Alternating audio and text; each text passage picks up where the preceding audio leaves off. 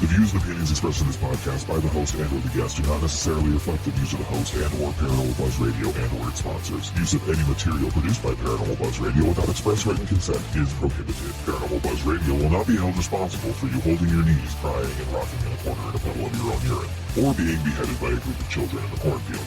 In fact, if you come across a group of children in a cornfield, we promise to make fun of you as you run away screaming in terror. Listener discretion is advised.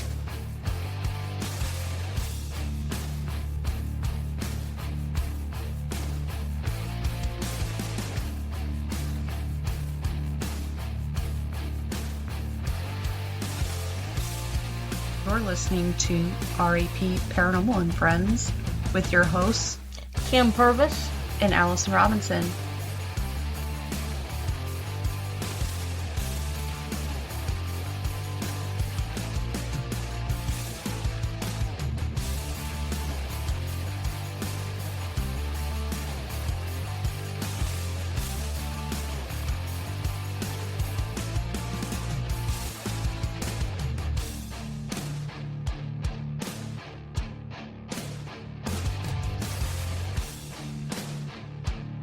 Make sure to check us out on our Facebook pages, RAP Paranormal and Friends and RAP Paranormal Busters, for up-to-date show information and events.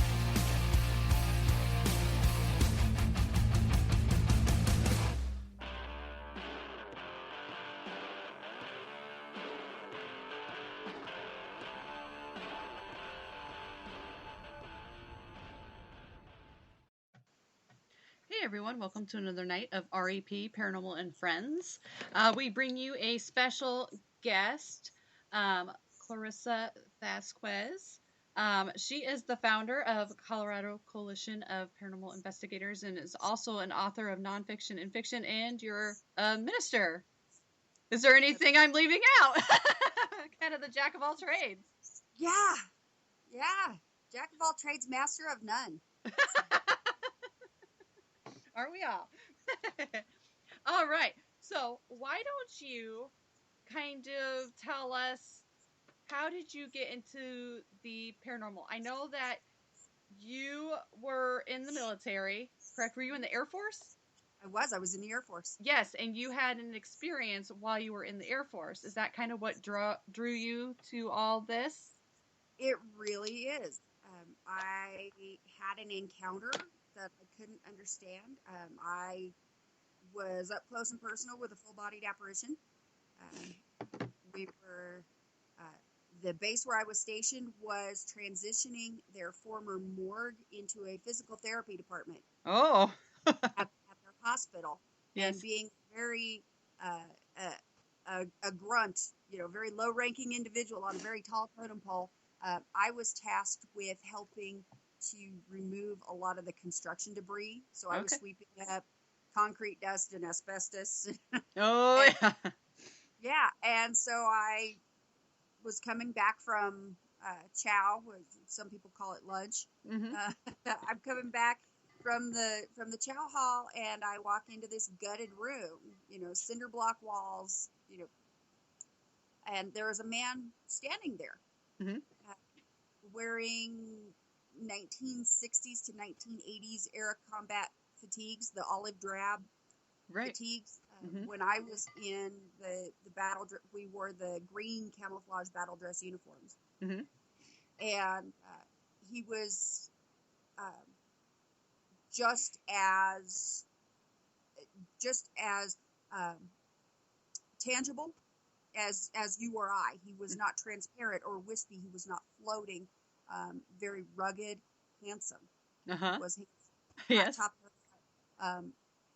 chiseled jaw, just very, very striking in his looks. And I got within about 10 feet, and he looked out of place.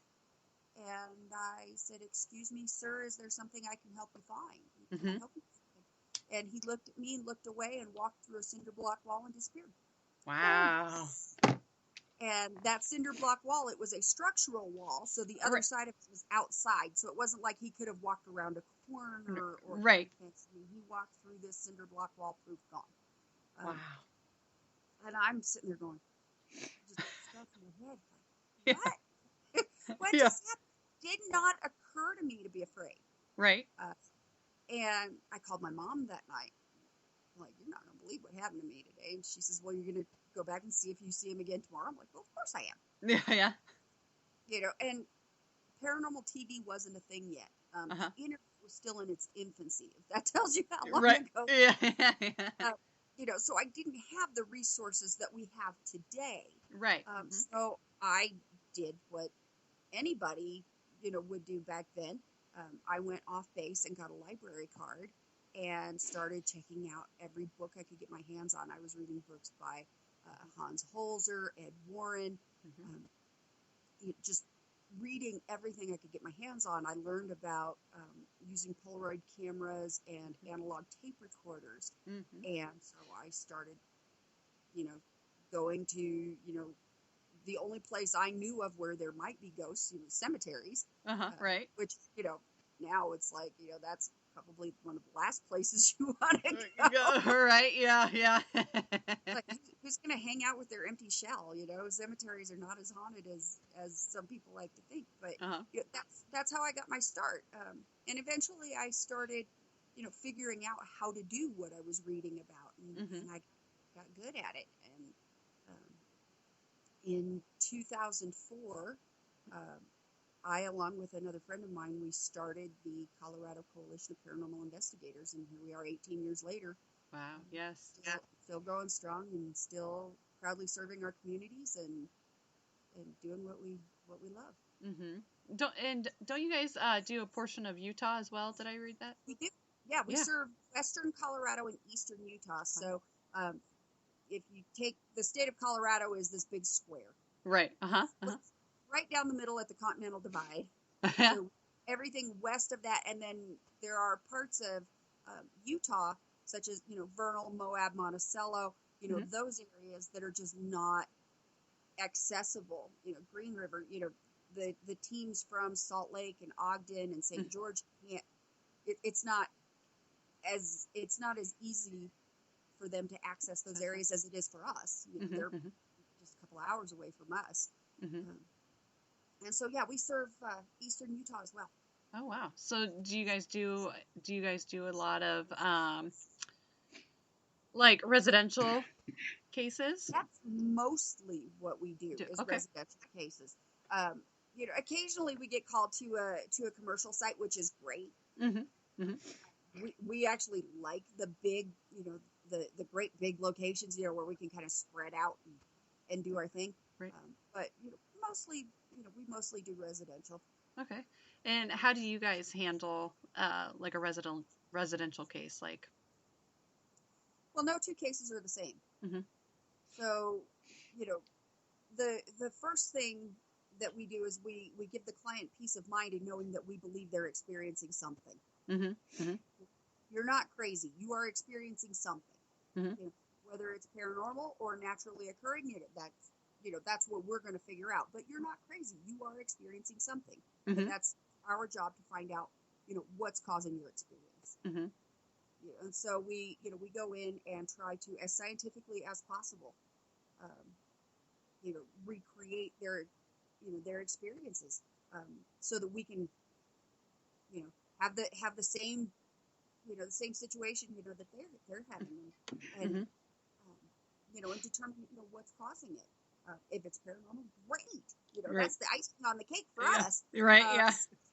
But if it's not, then, that kind of brings a little bit of peace of mind and security, to the clients going, okay, there isn't a ghost in my house, and, people think, oh, my house is haunted, my family and I are in danger, which that isn't always the case, even if the house is haunted.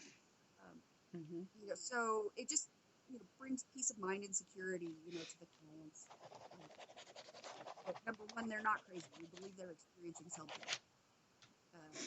And we treat every case, no matter how nutso insane it sounds coming in, we treat every case of it as if it's the real deal, because the minute we dismiss someone or someplace, then we're doing, ourselves, our clients, the field, we're doing a huge disservice. So every case gets treated as if it's,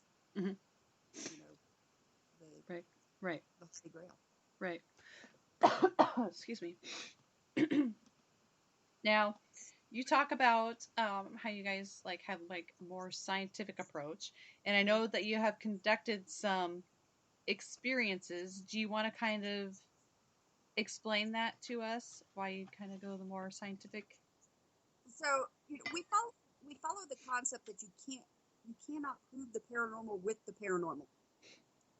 So um, you can't just blindly follow someone going, oh, I'm sensing a bride over here in the corner, and then there's absolutely no historical Mm-hmm. documentation, no documentation Right. at all to back up what they're claiming. Mm-hmm. We rely heavily on our instrumentation. We rely on our research. We historical records, newspaper articles, law enforcement records, if we can get our hands on them. Mm-hmm. Try to discern, what has happened at that location. Try to, narrow things down. See if it's a case of geographic psychic trauma resulting in a residual, or to see if we look at the geological composition of the land where Mm-hmm. at the location, see if there could be some sort of geomagnetic thing going on, something that could Mm-hmm. render the perfect conditions for paranormal entity. Mm-hmm. We don't sorry we don't utilize psychic mediums. Mm-hmm. No seance, no Ouija boards, no dowsing rods. Mm-hmm. We rely pretty heavily on our technology and on our research Mm-hmm. to discern what is going on, Mm-hmm. because that is data that we can document, Right. and bring forward to the client saying, okay, this is the data that we collected. Mm-hmm. Mm-hmm. And one of them, you also have a book on the Phantom Hitchhiker Project. Do you kind of want to explain that a little bit to our listeners? So many moons ago, when I was in college, I was tasked with writing a research paper on any given topic. And so I chose to write about why paranormal investigation, or ghost hunting more specifically, should be regarded as a legitimate form of scientific research. Mm-hmm. But I could not find anything to back up my thesis. There were no articles, no journals, no nothing. So I started conducting interviews. Mm-hmm. And I started talking to some of the biggest names in the business. I had a conversation with Lloyd Auerbach. I had a conversation with Barry Fitzgerald. I had conversations with some pretty big names out there. Right. Yeah. And the responses that I got were pretty mixed. Mm-hmm. A lot of people were saying that investigating cannot be conducted scientifically because we don't conduct our experiments in a lab. Mm-hmm. I've heard that. Mm-hmm. Like, well, that's a bunch of crap. We operate the same way that biologists, archaeologists, paleontologists, geologists, zoologists, the same way they operate. We gather our data out in the field and then bring it back to the lab and analyze it. Mm-hmm. Mm-hmm. I'm not talking about a clean brew where microscopes are manufactured. Mm-hmm. I mean, it could be somebody's dining room table, or as is the case frequently at my house, my bed. Oh yeah, yep. Me too. I would sit in bed with headphones on, glued to my laptop, Yep. For a couple of days Mm-hmm. if I have. Mm-hmm. So the first excuse, I threw it right out the window. Mm-hmm. The second thing that was brought to my attention was there are, it's all variables. There are no controls, and that got the hamster running on my wheel. Mm-hmm. Mm-hmm. And so I devised an experiment Mm-hmm. that utilized a series of controls in Mm-hmm. order to document paranormal activity. Mm-hmm. And the Phantom Hitchhiker Project was born. Mm-hmm. We went to roadside locations where a vehicle accident had resulted in one human fatality. Right. Mm-hmm. Which in itself is a control. They all have that in common. Mm-hmm. And we utilized a series of controls from the equipment that we used, making sure it was the exact same equipment. We factored in time, temperature, lunar phase. Mm-hmm. That in addition to having those as controls, we were contributing to those theories. Because Mm-hmm. there's a lot of theories about the time of night, the temperature, the lunar phase. There's a lot, so we're contributing data to those theories as Mm-hmm. well as having those as controls. Mm-hmm. And the experiment ran for about 10 years, Oh, wow. and it was fantastic, Mm-hmm. to see. Okay, this is what we set out to do, and this is what we actually accomplished. And what we actually accomplished was proving that it can be conducted scientifically. Mm-hmm. Mm-hmm. Very cool. Very cool. Do you have a favorite experiment that you have done? What's your favorite?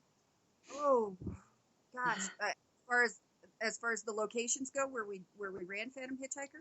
Or yeah, that or any other experiment. If you have any other experiments, if anything, what's your Um, favorite?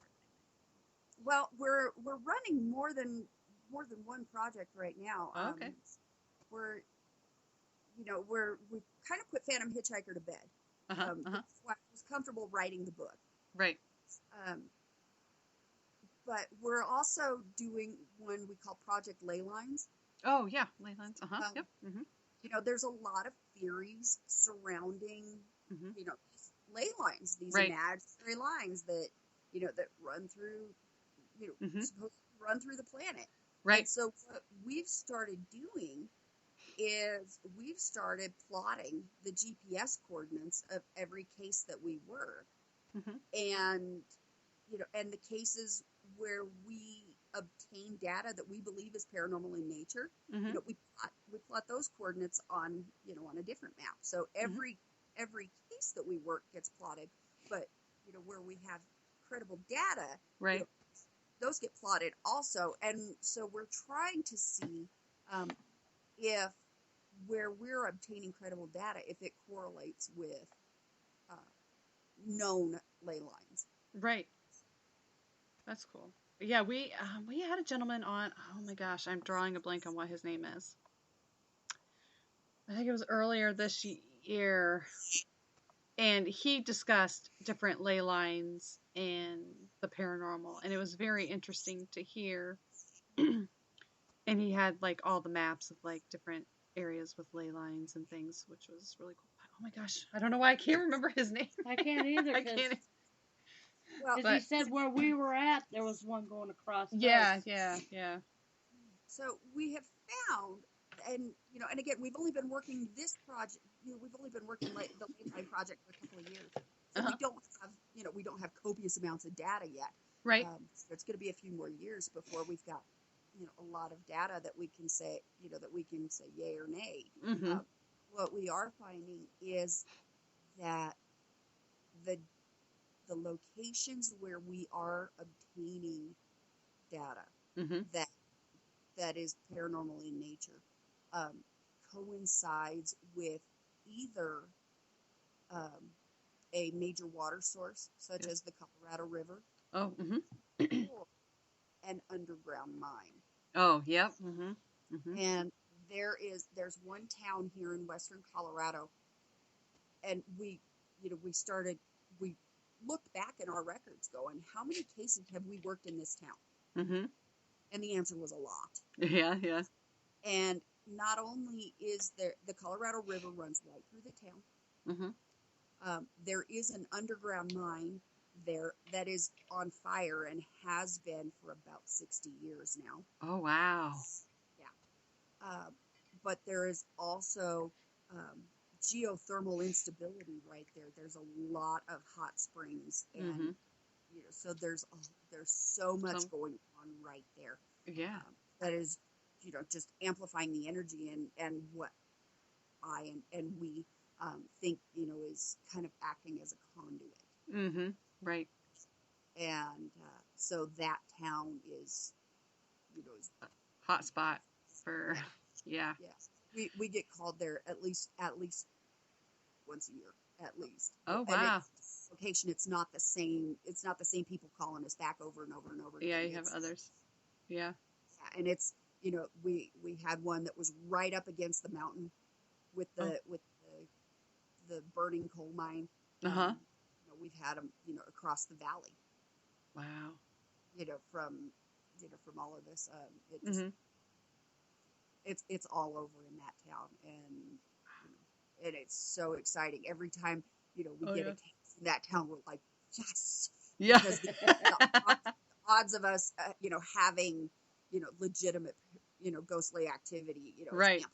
We're like, yeah. Yeah. Oh. Uh-oh. I think we just lost our guest. Uh-oh. Get her back. Sorry, everybody. I don't know what happened there. It just disappeared. Wouldn't Just be our hang show. on. Wouldn't be our show if we didn't have some kind of technical difficulty.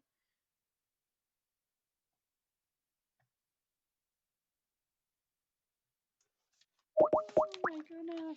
Gosh, you're welcome. We got her back. I don't know what happened. We were just talking, and all of a sudden you were gone. I know. I don't know what happened. Do you have my? No, you don't have my camera, do you? Let's What? see. I can see you. Oh, you can see me? Okay. Yeah. We lost you completely. Yeah, we lost you completely. I'm like, oh, I don't know what happened. All of a sudden, just everything went black. Yeah, I don't know what happened. You froze, and then yeah. Oh, Are you there? okay. Yeah, I'm Yep. here. Okay. Okay. Perfect. Okay. I think the old call finally dropped. Yo, gotcha. Okay. I was gonna say now it's much clearer. So yeah. Okay. Wonderful. All right. Okay. So now I'm like, where were we at? We were talking about ley lines. We were talking about the town in Colorado that. Yes. Yeah, it's got all of these energy amplifiers, natural energy amplifiers. We don't have to use the EM pumps or anything. That's Right. Yeah, you don't have to use any of that there because it's already there for you. amplifiers. Yeah. So we get really excited when we get called to that town because the odds are pretty good. Good. Yeah. Awesome. Yeah. I think one of the areas that we had gone that we had discussed with him, he looked it up on the map, was the Cambry House. Yeah. In Nauvoo, Illinois. Oh. That lays across ley lines, but it's also runs right by the river, Mississippi River. Mississippi River. Ooh, yeah. Yeah, and I mean, we do get quite a bit there. Mm-hmm. Honestly, It's pretty active. It's pretty active there. So I think there is something to do with the natural resources that are out there that can help amplify that. Oh yeah. The activity. Because it's by the Mississippi River. It's got the ley lines going across. Plus, it's got a lot of limestone around there. Yeah. So, mm-hmm. So it's all connected somehow. Right? Yeah, so you've got, the limestone, is believed to, amplify the piezoelectric energy. So yeah, mm-hmm. lots of really cool things going on. If you look at the surroundings, not just, if you've got tunnel vision and you're only focusing on, what's going on inside the location, right? You're missing out on a lot. Right.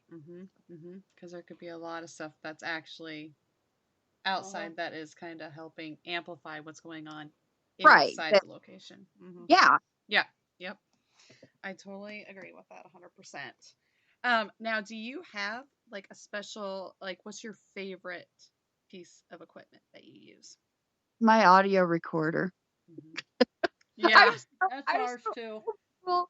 I'm not a fan of the S box or the Shack Hex or the any of those. I'm definitely not a fan of the random word generators like the Ovilus and stuff like that. Mm-hmm. I think that lends to a lot of pareidolia. Mm-hmm. A lot of 6 degrees of Kevin Bacon. Yeah. Especially when you're holding it. Yeah. It feeds off of you too. So. Yeah. Mm-hmm. The random word generators, if after 10 minutes of listening to that thing, it's going to get something right, Right. Yeah, exactly. So, Yep. So I'm not a fan of those. I'm, like I said, I'm not a fan of the sweeping the sweeping radio devices.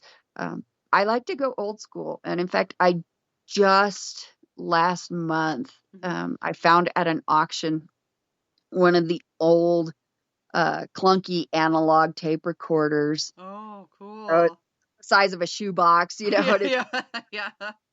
And it came with half a dozen unused cassettes. They were still in the wrapper. Oh, The wow. cassettes, yeah. And I'll score. I picked it up for I think $3 at an auction. Oh, wow. That's awesome. Can't beat But that. I'm going old school. School, yeah. I still use my go-to digital is a Zoom H4n. Oh, uh-huh. Uh, Yeah. but I'll go old school any day, Mm-hmm.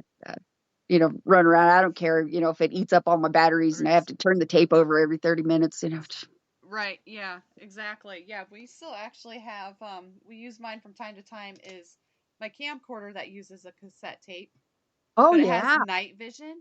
yeah, the We've old Sony Handycam. Yep, Yeah, exactly. 2 Yep. hours. Time Yep. to switch. 2 hours, time to gotta yeah. switch it out, gotta They have the recharge the night battery. good. It would see through people's clothes. Yeah. You could see a lot of stuff on there though. Like it was very interesting. Like some of Oh the things yeah, that we caught, I'm like, I don't know what that is, but I think it has a clearer image than some of this new stuff that they have out, honestly. yeah, Mm-hmm. yeah. Yeah. There's a lot to be said for some of the older tech. Like, right, yeah. Yeah, there is, absolutely. I would like to get a Polaroid camera. We don't have one of those, but I would love to be able to. I got the Polaroid in the bedroom. Oh. Well, that's a good just place. get film. Yeah, we just gotta we gotta get some film then. And I I'm not I do have 8mm camera in there, but I don't know if you can buy the film anymore. Oh, that I don't know. I forgot you did that. Yeah. That would be a neat one I'm to take old school.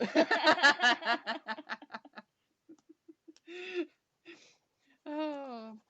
All right. And then also another thing that is, you have a ton of books out. You have nonfiction, you have fiction, but then on top of that, you're also a minister. How did that come about? Like, what brought you to want to do that as well? Purely selfish reasons, actually. Uh, so and I say it was selfish, but it was a calling. Uh-huh. It all boiled down to CCPI and my clients. You know, the crazy ghost lady can go into somebody's house and spout scripture all she wants. And the clients are still going to go, this goes against everything that I'm learning in church. This goes against everything I was taught in Sunday school. This goes against the Bible. And the crazy ghost lady can say, no, it doesn't. And here's the scripture to back it up. But when Reverend Clarissa steps in and says, no, it doesn't, here's the scripture to back it up, then it's better received. Mm-hmm. So, yeah. So, and, our spiritual team, we've actually got a spiritual warfare team now. Oh. We don't advertise it on our website just yet because, a couple of people are still in training. But we've got Reverend Robert Irwin on our team also. And we have another investigator who is actually attending seminary right now. Oh, wow. Cool. And then the three of us are studying under Reverend Sean Whittington, taking some spiritual warfare classes through him. And then we're signed up this summer to actually do some additional demonology training. I have some pretty extensive demonology training. Reverend Rocky and Brother Brian do not yet.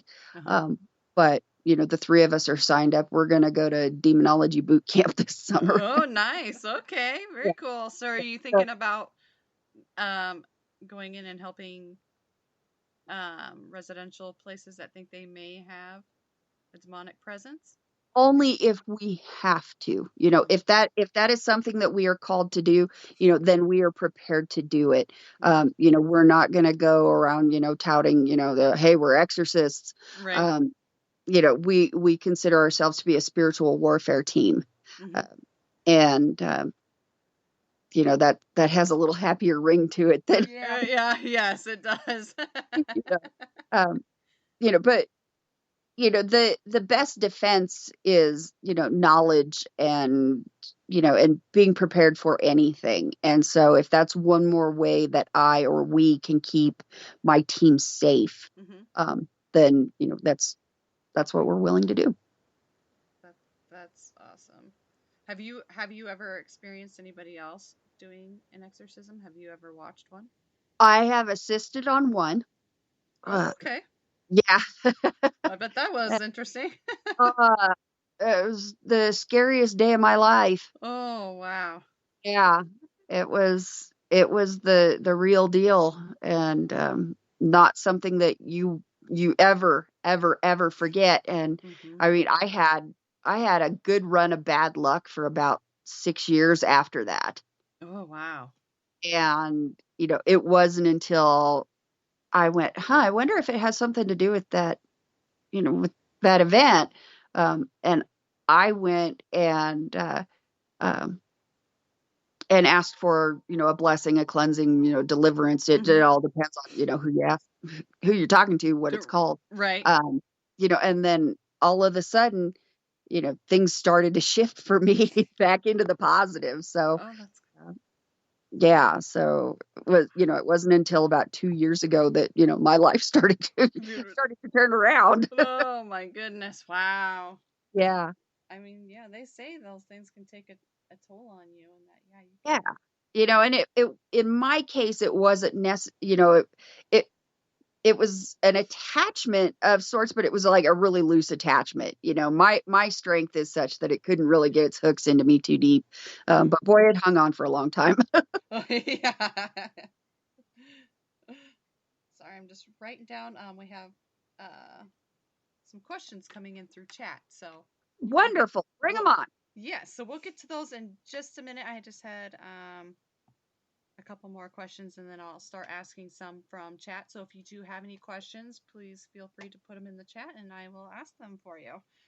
Let's see where I'm at.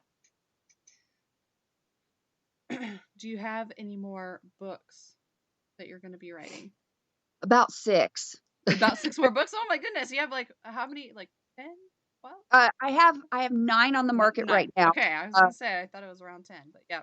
8 of them are about ghosts and the paranormal, Wonderful. written, as Clarissa Vazquez. And then I did one under my maiden name. I penned it as CJ Hoyt, and it's about Oh, fishing. oh, okay. Yeah. Uh, That's Hey, another That's that one. my might. favorite subject. Yeah, Kim loves. Yeah. Yeah. In fact, that's how I spent Christmas weekend, was ice fishing. So Oh, camping and ice fishing. Yeah. oh my gosh, I haven't been ice fishing forever. I love to ice Oh, fish. I love it. The uh, ice just hasn't been. We have a little lake out by us, but it hasn't. The ice just hasn't been that great to go out there. So I There was just oh, two we out had, there today. oh, there was 2 out there today. Yeah. Well, maybe not after a couple days of this heat Yeah, wave this we have it going. warmed up, so no, we're we had 8 inches of crystal clear ice, and Wow. yeah, it was a fantastic way to spend Christmas weekend. Oh yeah, for sure. Yeah. Yeah, I But need to try. camping and fishing, and yeah, it doesn't get any better. me is the warm weather fishing. She likes warm weather fishing. I do too, but I do like to ice fish. So. I, Yeah, I I don't like the cold. I prefer open water fishing, but you know, I'll I'll dig a hole and drown some worms through the ice if I have to, just so I can get that bite Right, and have right. that adrenaline rush. Yeah. Yes, yes. Okay, all right. Let me get to some of these questions here in chat before I lose them here. Okay, so we have Darren in chat, and he wants to know. Aaron, Uh, he wants to know if you have a favorite location that you like to investigate, or if there has been a favorite location of yours. yeah, the Hotel Colorado in Glenwood Springs. I haven't heard of that. Oh, yeah, it is. It's amazing. And I wrote about it. There's a chapter about it in my book, Hmm. Ghost Hunting in Colorado. Okay. And it was originally built as a luxury um, hotel to cater to the elite. Back at the turn of the last century, um, it was the one of the first places in the state of Colorado to have electricity. Mhm.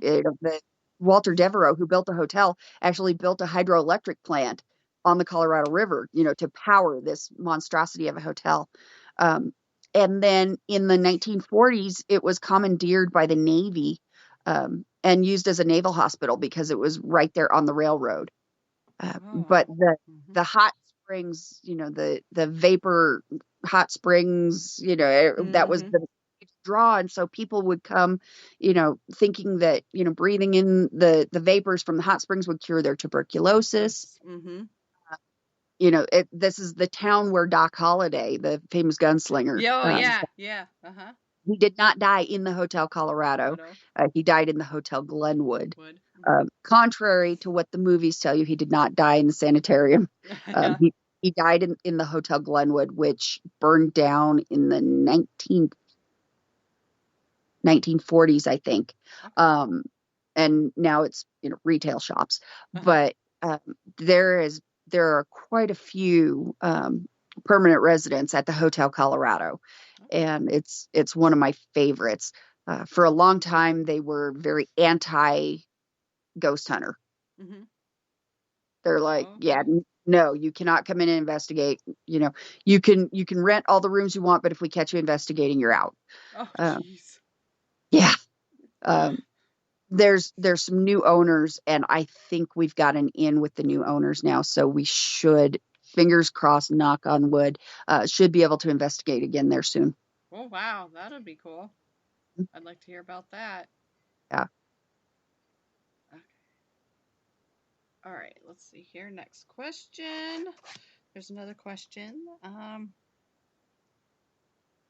What places bother you Yeah. the most to investigate? Oh, well, I've been doing this for so long that I'm pretty desensitized to a lot of it. Mhm.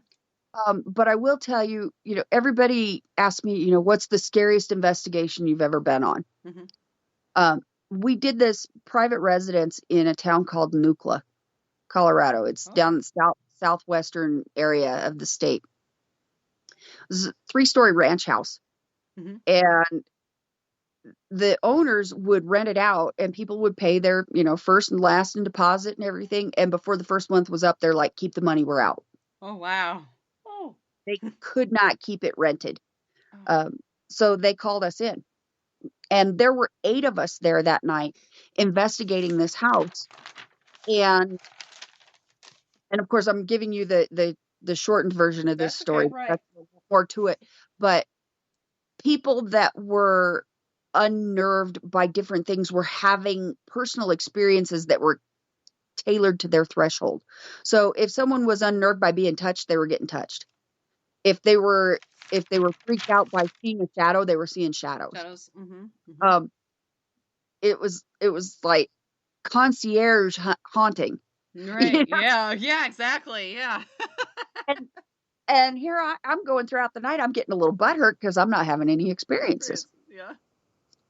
I'm like, well, damn, you know, this sucks. It's great for all you guys, but this sucks for me.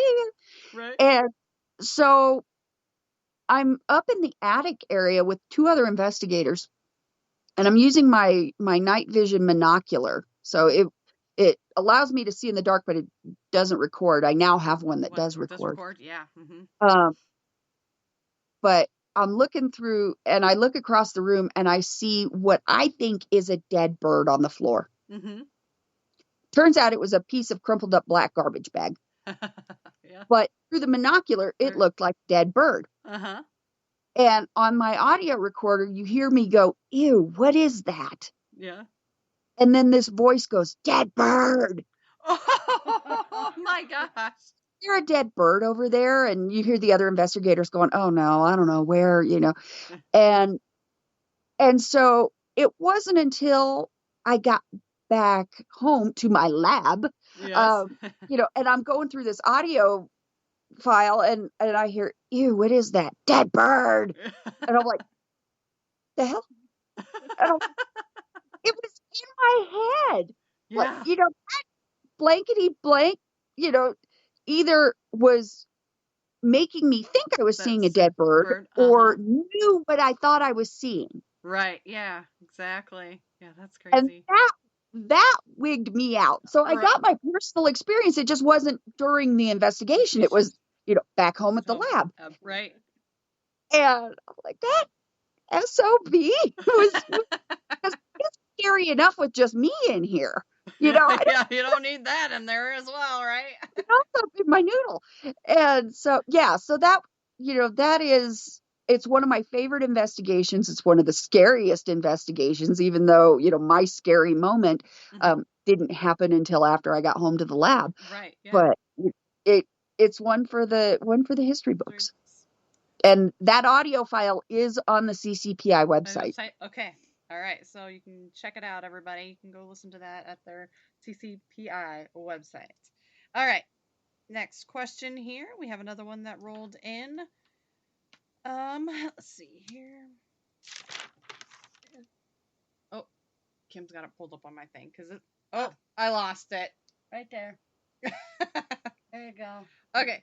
Another question from Darren. He wants to know: do you use Bible verses during your investigations, and if so, does it change the location at all?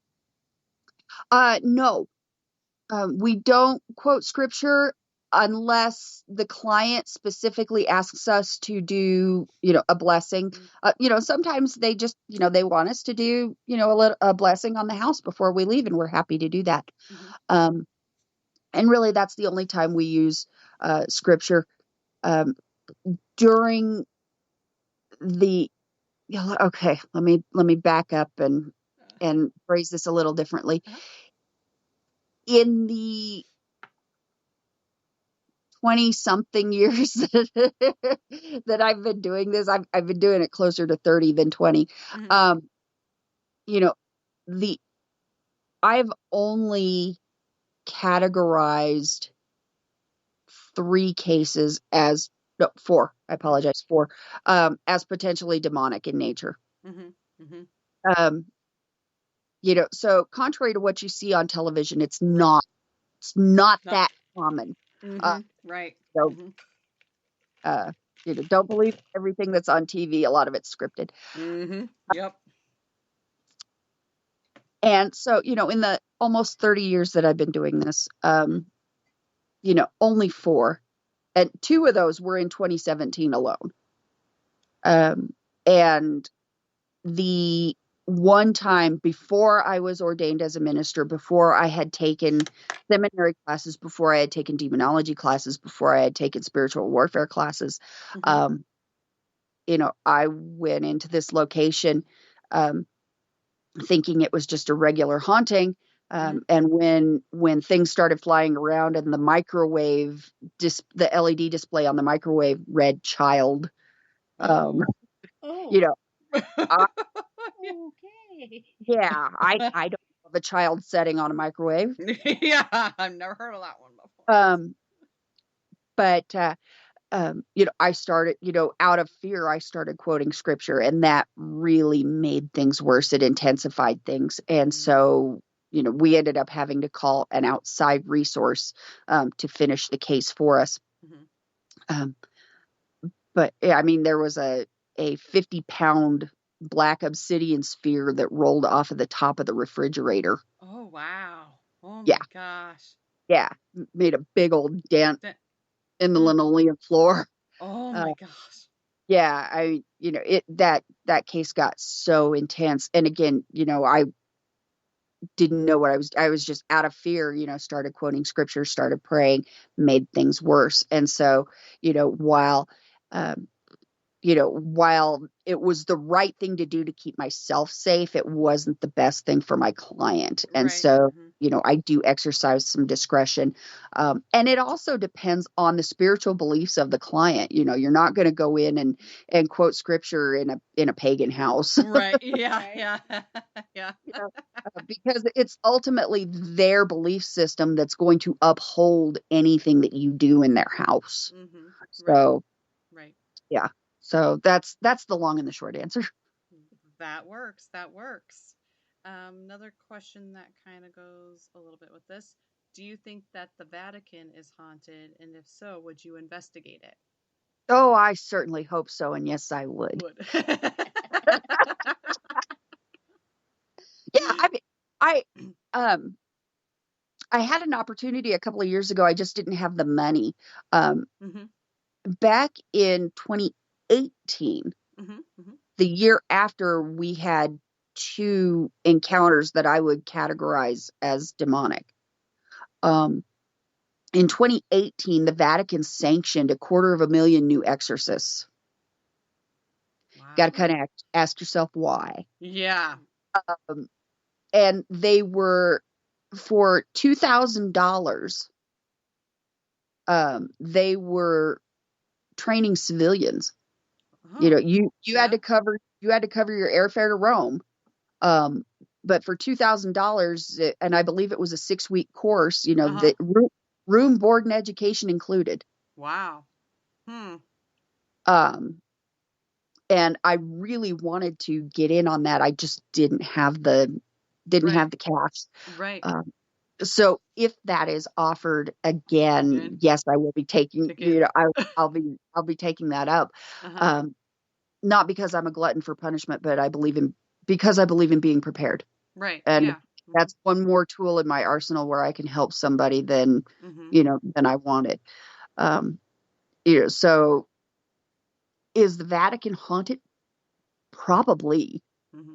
You got to think something that old with that much history, and there's got to be a lot of geographic psychic trauma attached to that. You know, plus I think of the makeup of the buildings themselves.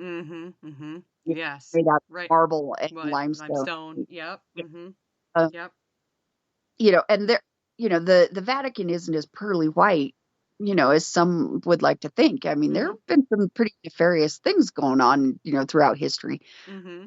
So yeah, I certainly hope it's haunted. And would I investigate it? Absolutely. Absolutely, yes. Okay, let's see. Okay, here's another question. Have you found a seminary that is haunted but not including the Madison Seminary? No, I haven't. Okay, and then another question here is there an experiment that you want to try that you haven't yet? Yeah, we've got a couple of projects that are getting ready to come down the pipe. One of them involves the stone tape theory. Oh, And I think we're going to be doing some work, with the stone tape theory, especially since Phantom Hitchhiker's been kind of put to bed. And, doing some more, experimenting, with geology and seeing, right. like, if you think about it, the whole limestone theory really doesn't make a lot of sense. Limestone is made up of the it's decayed plant matter and decayed animals. It's skeletal remains is what limestone is. There's no quartz or anything like that, no gemstone like material that is known to amplify. Quartz is known to amplify and transmit radio waves. Other gemstones have been known to, be really good energy conductors. And there's nothing in limestone. Limestone doesn't contain any of that. So I kind of want to get to the bottom of that. And so, I think we're going to be working with the stone tape theory quite a bit here in the future, and doing some geology work. I may have to buy a rock hammer. Oh, there you go. Yep. Yeah. Get out there and start just plucking. Yep. Yep. Make sure you get yourself a hard hat too while you're out there. Or a pith helmet. Yep, that's right. Yep. Okay. Last question here before we kind of start wrapping things up. Sure. They want to know, what is the holy grail of the paranormal to you personally? And if you found it, would you keep investigating? Oh, wow. Okay. So for me, the holy grail would be to actually sit down and have a conversation, you know, Right. with, with a spectral entity, Hmm. and have it recorded. Yes. Um, gotta Have be it able. recorded. Yep. Um, I've had a full-bodied apparition. I've had a couple of encounters with full-bodied apparitions Hmm. now. Um, but I'd like to sit down and have a conversation. Hmm. Um, I it, and if it was one of my historical heroes, even better. Right. I'm a huge fan of John and Abigail Adams. So if I could sit down and have a chat, Hmm. Yeah. Yeah. That would be pretty cool, wouldn't it? yeah, or Ben Franklin, or Yes. but I mean, really any spectral entity, if I Hmm. could sit down and have a conversation, with that apparition, and have it recorded, I think that would be the holy grail. And Right. yes, absolutely, I would keep investigating, because as any good scientist would, I would Hmm. want to replicate my findings. Right. Yes. Exactly. Yep. Exactly. Exactly. Um, One more question. The running question. oh yes. Okay. So there's a running question, and it's from Darren in our chat. He does this for every podcast, and we haven't done it in a while, Yeah, but we we're got kind of off bringing of it it a little back. bit. Is what is the one object you would not want to be haunted? Ooh, the one object I would not want to be haunted. Mm-hmm. Yeah. Yeah.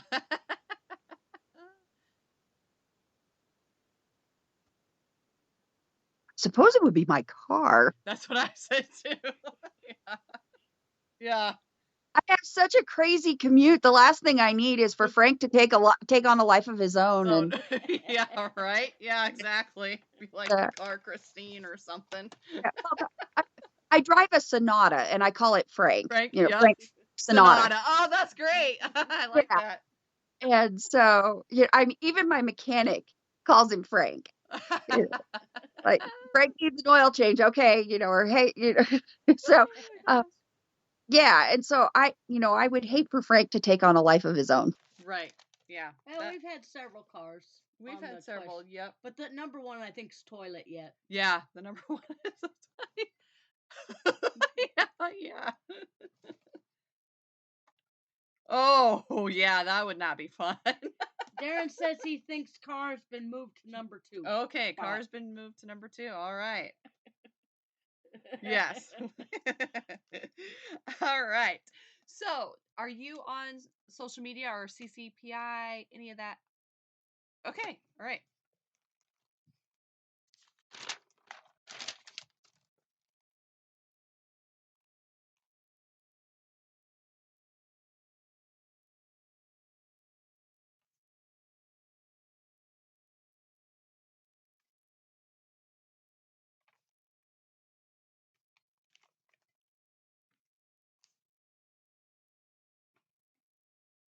Mm-hmm.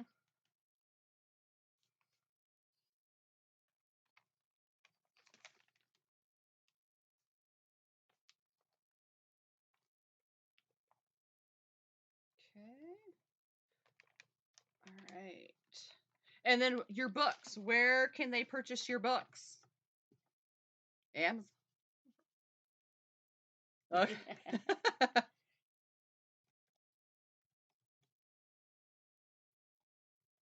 He's.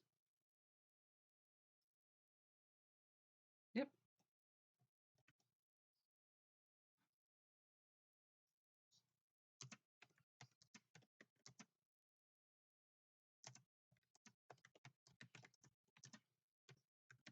Mm-hmm.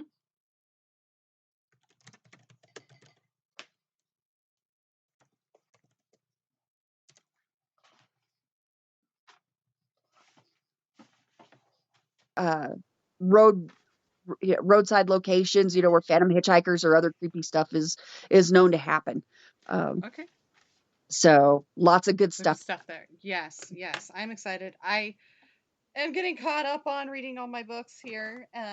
But yes, I do want to read about your haunted roads and that the Phantom Hitchhiker, because I've heard things about that and everything. I have never investigated a roadway or anything that's had trauma like that, but it's interesting to hear, and I'd like to hear more about it. So Well, I gotta check out the fishing one too. yeah, Kim's gonna check out the fishing one.